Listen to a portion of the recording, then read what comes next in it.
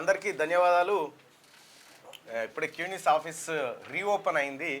సరే, దానికి కారణాలు, వ్యవస్థ, ఎందుకు రీఓపెన్ చేయాల్సి వచ్చింది అనేది మీ అందరికి కూడా తెలుసు. ఒకప్పుడు కేసీఆర్ ముఖ్యమంత్రిగా ఉన్నటువంటి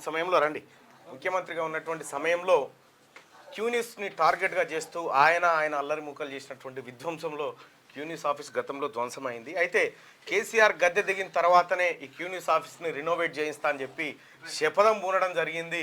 కేసీఆర్ గద్దె దిగడం జరిగింది, ప్రజాప్రభుత్వం ఏర్పడడం జరిగింది. తద్వారా ఇప్పుడు ఆఫీస్ను మళ్ళీ రీఓపెన్ చేసినాం వేద పండితుల సాక్షిగా. అయ్యగారు ఒకసారి రండి, మా వాళ్ళ ప్రేక్షకులందరినీ ఒకసారి ఆశీర్వదించండి.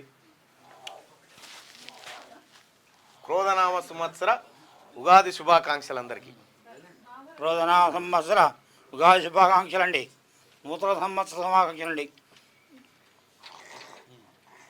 శతమానం భషితాయుషేవేంద్రియే ప్రతిష్టతే శ్రీ అలవేల్మంగాహం వెంకటేశ్వర స్వామి సంపూర్ణ అనుగ్రహదాహిత్యరస్సు అఖండిత లక్ష్మీహాహిత్యరస్సు శతాయుష్మాన్ భవ వంశం వంశాయుజస్సు వ్యాపారకండి లక్ష్మీహాజస్సు శతాయుషేవేంద్రియ శతాయుష్మాన్ భవ.